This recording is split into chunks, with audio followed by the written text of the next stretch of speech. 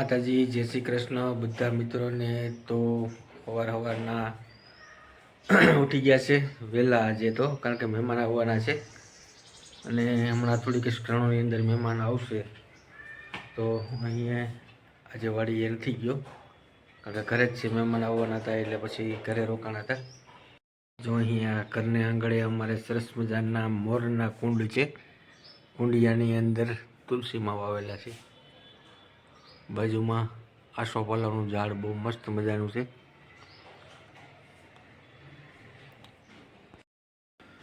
તો ભાવના શું કરી રહી છે? રસોઈ.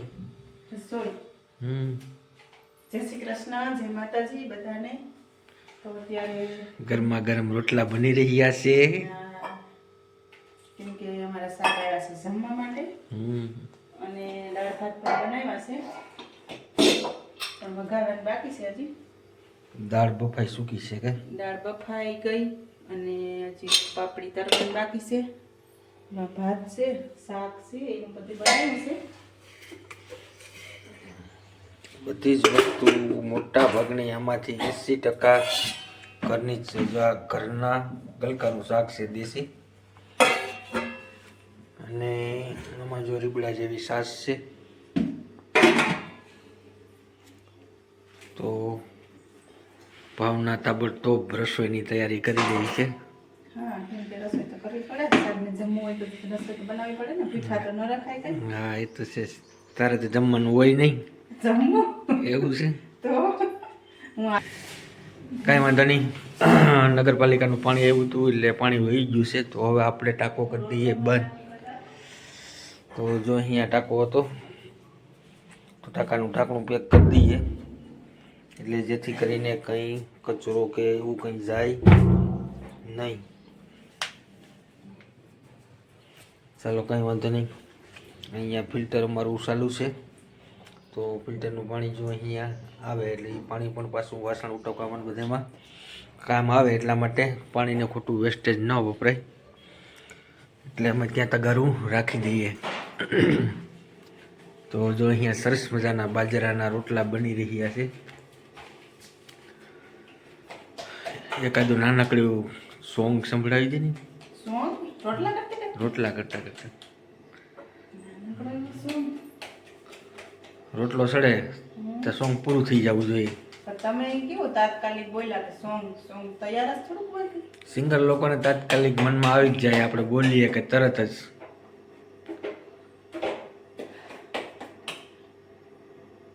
આવી ગયું યાદ કે? યાદ આવી ગયું સોંગ કે? કેમ કે રોટલા કરતા હોય તો કઈ રોટલાનું મગજમાં દોડતું હોય જમવાનું. જો કે આજ તો હોય પણ કઈ કામ ભળતું હોય એવું તો ગાવું પડે. ભળતું ગઈ ના ખાલી. કેમ કે રોટલા ગામડાની વસ્તુ છે, રોટલા પ્રિય છે. સિટીમાં આવ્યા તો રોટલી રોટલી રોટલી બીજી વાત ને. પણ એમાં પાછા જો રોટલા હોય ચૂલાના તો કેવી મજા આવે. ખૂબ સરસ. કેમ કે અમારા મહેમાન આવવાના હતા, લગભગ મહેમાન આવી ગયા છે. ચલો તમને બતાવું કોણ મહેમાન છે તે દૂરથી બતાવી દઉં, કારણ કે મહેમાન લોકો અમારા લોગરથી થોડુંક શરમાતા હોય કે ગમે ત્યારે ગમે એ વસ્તુ લોગની અંદર ઉતારી લે, એટલે દૂરથી તમને બતાવી દઉં, નજીકથી નહીં બતાવીશ. તો જો અહીંયા અમારા મહેમાન આવી રહ્યા છે. જો રિક્ષા ઊભી મારા બનાવી છે, પાથરોડથી આવ્યા છે.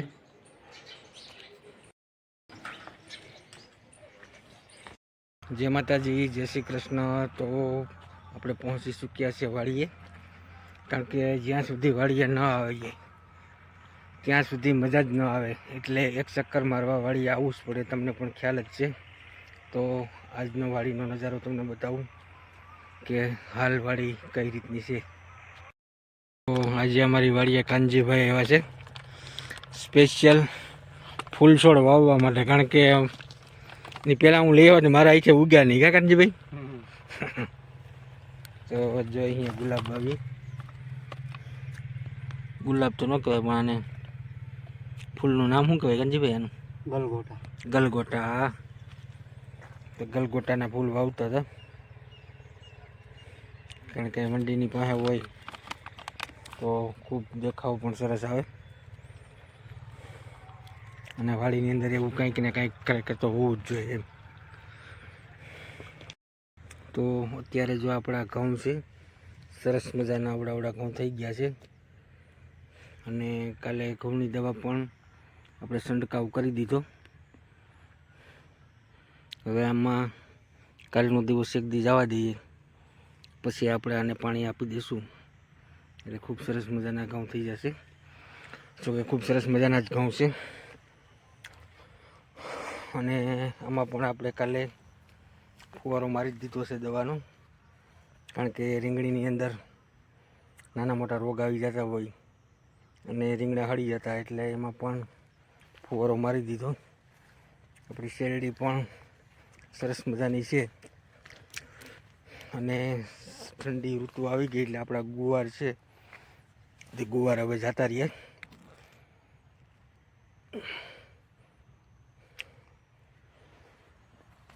તો હાલનો નજારો અત્યારે રીંગણીનો આ રીતનો છે અને ઘઉં પણ આ જ રીતના છે સરસ મજાના. તો આપણે આગળ જઈએ અને તમને નજારો બતાવું મારી કેળનો, કે કેળનો વ્યૂ અત્યારે કઈ રીતનું છે. ગુવાર જો બધામાં આ જ રીતના થઈ ગયા છે અટાણે, કારણ કે એનો ગુવારનો સમય પૂરો થઈ ગયો એટલે હવે ગુવાર પાકી ગયા. એવું કહેતા હોય કે શિયાળાની અંદર ગુવાર ન થાય, કારણ કે અત્યારે જે છે તે પાલક, મેથી, રીંગણા એમનો સમય હોય. તો કંઈ વાંધો નહીં, ગુવાર આપણે બહુ જ ખૂબ ખાધા છે અને આ આપણી કેળનો નજારો છે. તો સરસ મજાની સુંદર એવી કેળ એકદમ શાંતિથી ઊભી રહી છે, કારણ કે આ ભાગ જે આગળની લાઈન છે તેમની અંદર પવન આવતો હોય એટલે જો આ રીતના પાન છે બધા તૂટી ગયા હોય, બાકી અંદરનો ભાગ છે તે બધો કમ્પ્લીટ જ હોય. કારણ કે આપણી શેરડી છે એમાં થોડુંક વાવવામાં હું ભૂલ કરી ગયો હતો, કારણ કે કેળ જ્યારે વાવીએ ને તેની હારે જ વાવી દેવાની હોય શેરડી, પણ શેરડી વાવવામાં મારે 1 થી 1.5 મહિના જેવો સમય લાગી ગયો હતો.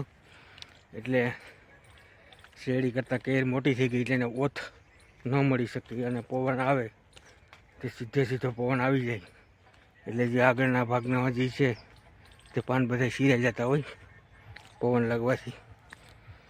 અહીંયા આપણે વાવી છે ડુંગળી, આગળના ભાગમાં પણ ડુંગળી જ વાવી છે અને કાલનો વિડીયો તમે જોયો હશે કે તેમની અંદર જો અહીંયા ભાવના લસણ વાવ્યું હતું અને તેમાં પાણી પણ આપી દીધું છે આપણે. તો હાલ જો નજારો આ રીતનો છે અત્યારે. આ જે આપણી ડુંગળી છે તે આખો ક્યારો અહીંયાથી છે વहाँ સુધી આપણે ડુંગળી જ વાવી દીધી, કે જેથી કરીને આપણે કંઈ વાંધો ન આવે, એમ ઘરમાં ખાવા પૂરતી ડુંગળી બધી થઈ જાય. તો આપણે આ કેળનો નજારો છે, આ બધી ડુંગળી અને આ જે ક્યારો છે તે 2 ક્યારે આપણે લસણના વાવી દીધા હતા. તો આજે હવે આપણે ઓલા હેઠેથી નીકળી જઈએ એટલે ચારે બાજુ ઘઉંનો નજારો જોવાઈ જાય. તો આ આપણા ઘઉં છે, અહીંયાથી ઘરે પહોંચી ગયો છે અને ઓહો શેનો પ્રોગ્રામ હાલે? ઓળા એવડા નહીં, ઓળા. એવડા નથી કહેતો, ઓરા જ કહું, કારણ કે શિયાળાની અંદર ખાસ ખાણીપીણી હોય તો રીંગણાનો ઓરો. ભરથું કહેતા, કા ભરથું. આ છે ને સરસ મજાનું ડુંગળી, ટમેટું ને જોકે હું તો મેથીની ભાજી નાખું ઓળામાં, મસ્ત થાય. રીંગણા જાગ જેવું નહીં થઈ જાય ને? ના થાય, હવે અસલ મસ્ત લીલો લીલો ઓળો થાય. અને મને છે ને ઓળો એમ ઘી ગરમ કરી અને એમાં કાસો આ ફેંકી ગયેલો ઓળો ખાલી એમને ઘી ગરમ કરી નાખી દેવાનું, નમક મીઠું નાખી દેવાનું, મસ્ત લાગે. મને કેમ ભાવે ખબર છે? તીખો પાણી, તીખો હોવો જોઈએ, લસણની પેસ્ટ, ફૂલ ચટણી અને એકદમ તીખો હોય તો જ ભાવે. એવો જ બનાવીશ. આ ગરમ પાણીમાંથી એ ઓળામાં નાખવાનું અરે નહીં પીવામાં પીવા માટે હોય. ગરમ પાણી કેમ કે શિયાળાનું ગરમ પાણી પીવું જરૂરી છે નકર શરદી થઈ જાય મારો રાગ પાછો નીકળે ની બહાર પાણી પીએ ને તો ગરમ થાય ખુલ્લું ગરમ પાણી હો પાણી તો પીવાનું છે પણ ગરમ પાણી સવારના ગરમ પાણી કરી હળદર નાખી મીઠું હળદર નાખી ને લીંબુ નાખ્યું તો રાડ્યું નખાય વધારે એમ કે પછી રાડ્યું વધારે નાખી શકે એમ કે હા પણ બોલવું ને મારે બહુ નહીં અવાજ છે ને બેસી જાય એવું છે. ભજન ગાવા બધા મિત્રોને જોકે થેન્ક યુ કહીએ આપણે બીજે ભજન મંડળ છે એમાં અમારે 3000 સબસ્ક્રાઇબ થઈ ગયા છે હા. તો બીજે ભજન મંડળ વાળા બધા મારા મિત્રોને ખૂબ ખૂબ ખૂબ ધન્યવાદ. જેથી કરીને અમારા 3000 સબસ્ક્રાઇબ મિત્રો આજે થઈ ચૂક્યા છે. હા અને એટલો સપોર્ટ દેવા બદલ ખૂબ ખૂબ આભાર. ઓરા શેકાઈ ગયા એવું લાગે સુગંધ આવે છે. હા એક બે સેકન્ડ એવું છે. તો આ રોટલીની તૈયારી હાલે. રોટલીની તૈયારી ચાલે જો કે રોટલો ને ઓળો જ હોય પણ મને તો રોટલી નો ઓળો ભાવે એવું છે. ઉથમી આવે મારા હાટે તો રોટલો જ કરજો. તમારા હાથે તો બનાવવો જ પડે ને. અહીંયા સરસ મજાના રીંગણા શેકાઈ ગયા છે. મનમાં એવું થાય ને કે ઓહો 2 રોટલા ખાધા કે 2 રોટલા ખાધા એવું થાય નકર કરતા એક કાફી થઈ જાય.